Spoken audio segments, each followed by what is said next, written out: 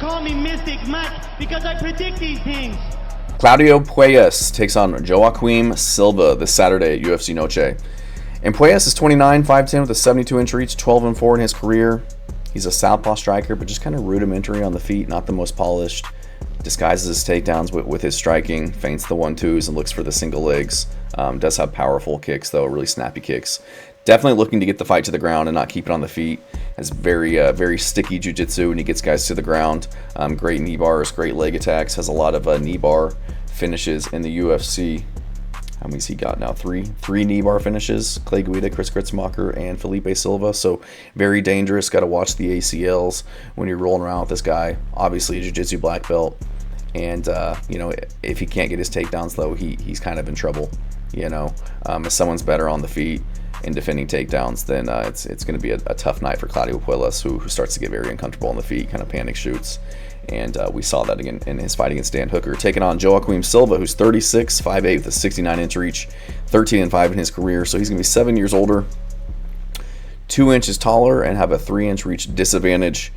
Silva is just a very aggressive southpaw striker, very dangerous on the feet, has a lot of power in the hands. He was able to drop Jakar Close, I think it was, in the third round of their fight, was hurting Guida, rocked Arman Sarukian in their fight in round 2, so a lot of potential on the feet to hurt guys. Jiu-Jitsu black belt as well, been a pro since 2011, so a lot of experience coming your way from Joaquim Silva. So I'm going to go Silva in this one. I just think he's much more dangerous on the feet. I think he'll be able to keep it there using his grappling prowess, his takedown defense, his jiu-jitsu abilities.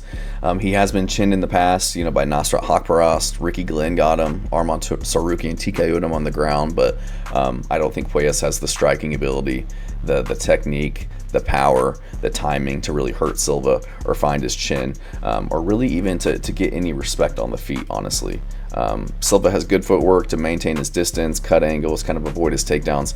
His takedown defense is 69%, but that's, in the last 6 years, the only people to really take him down were Guida and Sarukian. Sarukian is very good, one of the best guys that we have in the UFC, and Clay Guida, he's known for his wrestling abilities. So I think Silva can defend the takedowns. If it does go to the ground, kind of stay safe there using his jiu-jitsu abilities. And I think he can get the KO over Puelles. He has knockout power. We've seen in fights before. He's got more killer instinct, more finishing potential everywhere.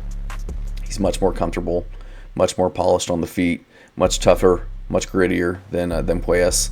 I just can't unsee the Puelles fight versus Dan Hooker, where he wasn't able to get his takedowns, and he just kind of starts to sit on his butt scooting, rolling for legs, doing anything and everything he can to not stand in front of Dan Hooker. So started to get really uncomfortable, just kind of afraid to engage, and I think that's what we're going to see in this one. Maybe the only difference is Silva will be able to kind of hang with him on the ground. He's going to be willing to engage on the ground a little more than Dan Hooker, and I give him the physicality advantage in the grappling as well. I think he's going to be the stronger guy.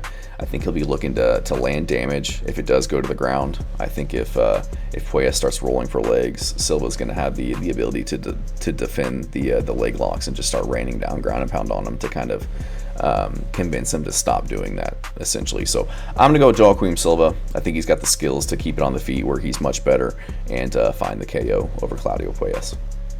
Thanks.